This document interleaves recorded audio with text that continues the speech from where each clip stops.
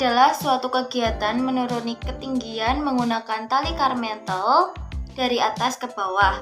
Rappelling ini biasa digunakan untuk menuruni tebing yang curam atau tebing yang hampir tidak ada pijakannya.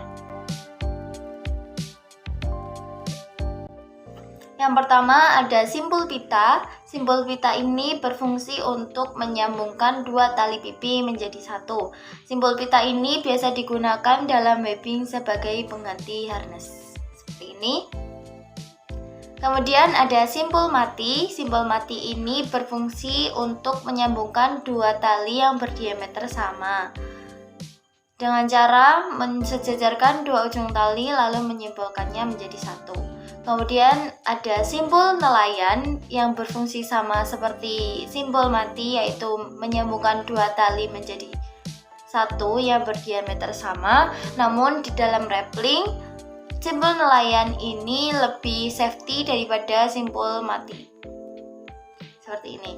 Kemudian ada simpul 8 sebagai penambat backup pada sistem penambatan pada saat membuat pitch dalam pemanjatan. Seperti ini. Kemudian ada simpul kelinci sebagai penghubung antara tali karmentel dengan karabiner. Seperti ini.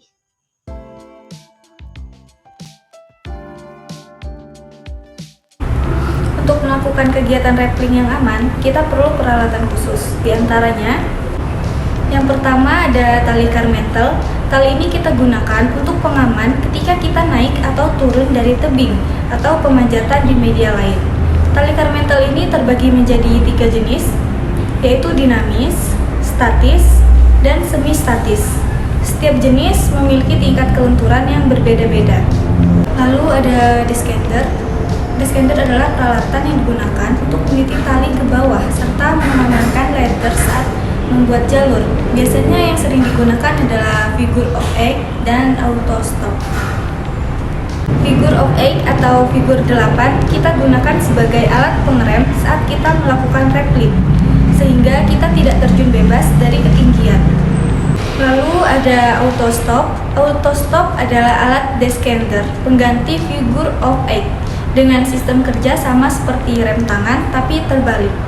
Ketika auto stop ditekan, kita justru akan melaju turun. Namun ketika dilepas, kita akan berhenti. Lalu ada grigi.